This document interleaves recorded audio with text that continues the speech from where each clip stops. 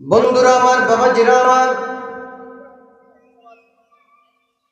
নবী করিম সাল্লাল্লাহু আলাইহি ওয়াসাল্লাম হাদিস মুবারকের মধ্যে ঘোষণা করে দিয়েছেন, দুইটা নিয়ামত এমন রয়েছে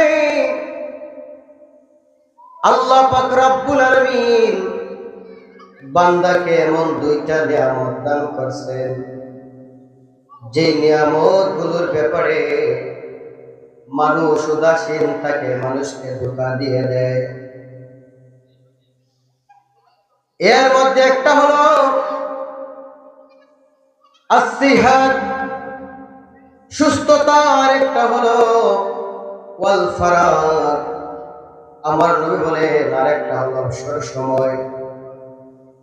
এই দুইটা নিয়ামত আল্লাহ পাক রব্বুল আলামিনের পক্ষ থেকে, এই দুইটা নিয়ামত বান্দাকে আল্লাহ পাক রব্বুল আলামিন দিয়েছেন, অথচ বান্দারা এই দুইটা নিয়ামতের মধ্যে ধোঁকায় পড়ে যায়।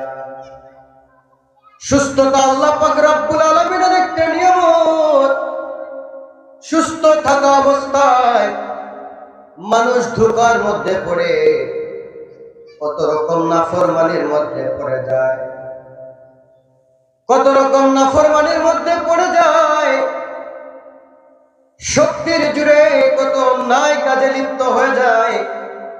অথচ এই সুস্থতা সময়টা কাটানোর কথা ছিল ইবাদত বন্দেগীর মধ্যে, কেননা সুস্থতা যিনি দান করেছেন তিনার নাম হলো আল্লাহ। যে আল্লাহ পাক রব্বুল আলামিন সুস্থতা নামক নিয়ামত আমাদেরকে দিয়েছেন, ওই নিয়ামতের শুকর আদায় করে আমাদের উচিত ছিল ইবাদত বন্দেগীতে কাটানোর, কিন্তু আমরা সুস্থতা নিয়ামত পাইয়া আমরা শক্তি দেখাইয়া শরীরের জোরে, শক্তির জোরে কত অন্যায় আমরা করে ফেলতেছি, ধোঁকা দিচ্ছে আমাদেরকে। 2 নম্বর অবসর সময়,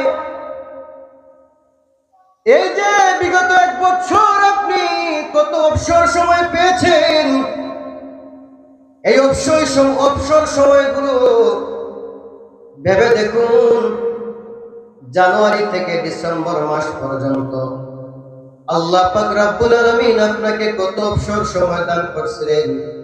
এই অবসর সময়গুলাই কি আপনি কোরআন তেলাওয়াত করছেননি? ভেবে দেখেন, এই অবসর সময়গুলোতে আপনি আল্লাহর জিকির করছেননি? দেখবেন যদি আপনি নিজেকে প্রশ্ন করেন, আপনি উত্তর পেয়ে যাবেন।